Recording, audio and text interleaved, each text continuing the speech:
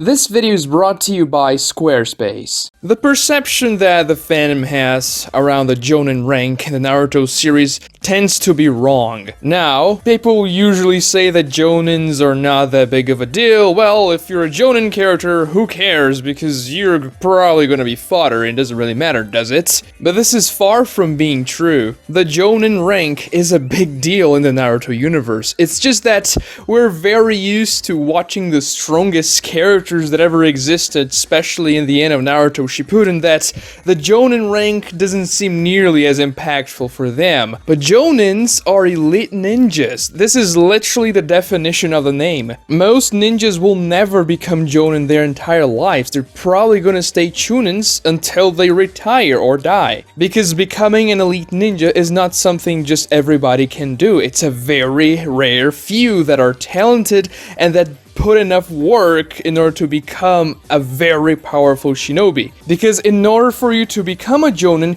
you must excel in every single area of shinobi life, or at least, in the case of my guy for example, be extremely powerful in one particular area that making you a special Jonin wouldn't make sense. So this means that only a small fraction of the shinobi in a particular village are going to be Jonin. Now, if we take a look at the entire army of the Fourth Great Ninja War when the Alliance comes together, they have 80,000 shinobi. Now, that's the 5 great nations put together plus the samurai. So, if we divide them equally among the 80,000, which is probably not the case because the samurai most definitely have fewer soldiers than the 5 great villages, but assuming that they would, each faction there would have around 13,300 ninjas, which is a pretty big number, let's get real. But it makes me wonder how many of those are actually Jonin ninjas, elite shinobi. Finding that out requires a little bit of digging. We're not going to be counting special Jonins, which are actually very numerous. Special Jonins or Tokubetsu Jonins only have Jonin level abilities in one specific ninja skill set. There are people like Ibiki, Anko, Genma, and Aoba. They are powerful, but they are not quite Jonin because they lack the Jonin skill in several different areas. And we're also not going to be counting the Anbu because, yes, technically the Anbu members should all be Jonin or at least Tokubetsu Jonin, but it's very difficult to count how many Anbu there are and differentiate between them because their masks are very similar, and it's a rank apart from the entire structure. So in this video, I would like to determine how many Jonin would a Hokage have available to him or her at a given time. The time I chose is going to be the beginning of Naruto Shippuden, which is the easiest time to identify different characters and determine their rank, but it should serve as a baseline to how many Jonin on average a Hokage would have even before Tsunade or after her, assuming that the number of Jonins will be replaced in a constant rate. Now maybe this would change after the Fourth Great Ninja War because so many ninjas died in that war, but before that, it's fair game. So let's list them, all of them. There are gonna be some very obscure characters here, so bear with me. Starting with the most obvious ones, Kakashi, the copy ninja, became a Jonin at 13 years old. Might Guy, also a Jonin, squad leader. Asuma Sarutobi, everybody knows him. He does die in Naruto Shippuden, but he was still around in the beginning of Naruto Shippuden, which is when we're counting them. Kurenai, who was new to the Jonin rank in Naruto Part 1, but was still around in Naruto Shippuden. Yamato, who actually left the Anbu for a while and became a Jonin leader in the Tenchi Bridge arc and afterwards in Naruto Shippuden to contain the Nine Tails. Shizune, Tsunade's assistant, and she was indeed a Jonin. Many people don't know that. Now let's start separating the Jonins between their clans, because it's simpler to do that way. Starting off with the Nara clan, they had obviously Shikaku Nara, the leader of the clan, Ensui Nara, Daen Nara, and Susaku Nara, who were all Jonin rank. Now obviously you know who Shikaku is, Shikamaru's dad. However, the other 3 are very obscure characters that barely ever appear, and they most prominently appear in the war arc, even though they don't do anything specifically relevant. They're still listed as Jonin, meaning that Nara clan in the beginning of Naruto Shippuden had 4 Jonin level ninjas. Now, this is an entire clan, and they only had 4, which already tells you something, and the Nara clan was a pretty powerful and respected clan in the village. Moving on to the Yamanaka clan, they only had 2 listed Jonins, Inoichi Yamanaka, Ino's dad, and Santa Yamanaka, who's a guy that appeared in the 4th Great Ninja War very briefly, but he did appear and he is listed as a Jonin. Only 2 for the Yamanaka clan. Moving on to the Akimichi clan, we have Choza Akimichi, Choji's dad, Doto Akimichi, Shito Akimichi, and that's it. There are 3 Jonin in the Akimichi clan. Not as much as you would expect for an entire clan as well. For the Inuzuka clan, this is actually very surprising. The only Jonin in the Inuzuka clan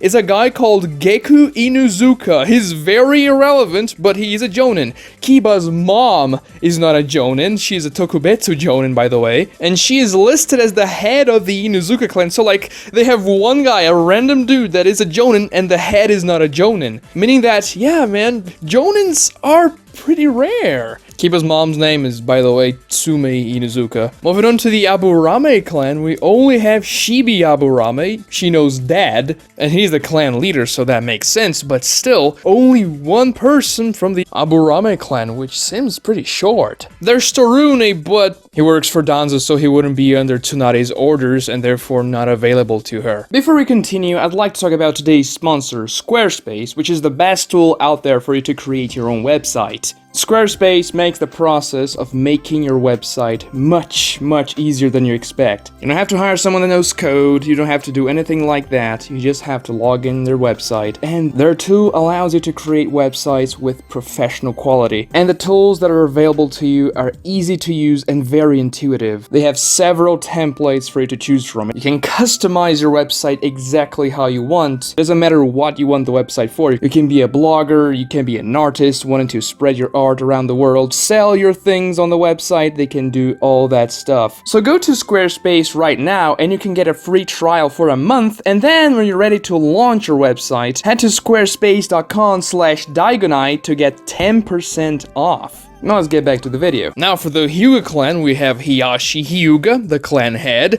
Neji Hyuga, who became a Jonin just before Naruto Shippuden started, Ko Hyuga, the guy that's Hinata's caretaker and it's always around her in the flashback when she's being protected by Naruto, that's the guy who comes and gets her. He happens to be a Jonin. There's also a guy called Iroha Hyuga, that's a Jonin as well, and another guy called Hoheto Hyuga, also listed as a Jonin. So there are 5 known Jonins of the Hyuga clan, which is the most out of any other clan in the village, at least as far as we know. Strangely, the only Sarutobi we know of that was a Jonin in that particular time was Asuma, and there is another Jonin that was working for the Leaf Village under Tsunade's orders in that time of the story, and he so happened to be the strongest one, Jiraiya, the Toad Sage. Now you may never think about this, but Jiraiya is actually a Jonin. Yes, he's a Sanin, but Sanin is not really a ninja rank, it's more of a title given to them by Hanzo of the Salamander. Jiraiya's official ninja rank within the Leaf's military is Jonin, which does sound strange. I know, calling Jiraiya a Jonin instead of a Sanin is not normal really, but that's what it is. And these are all the Jonin shinobi that Tsunade had access to in the beginning of Naruto Shippuden, excluding her Anbu.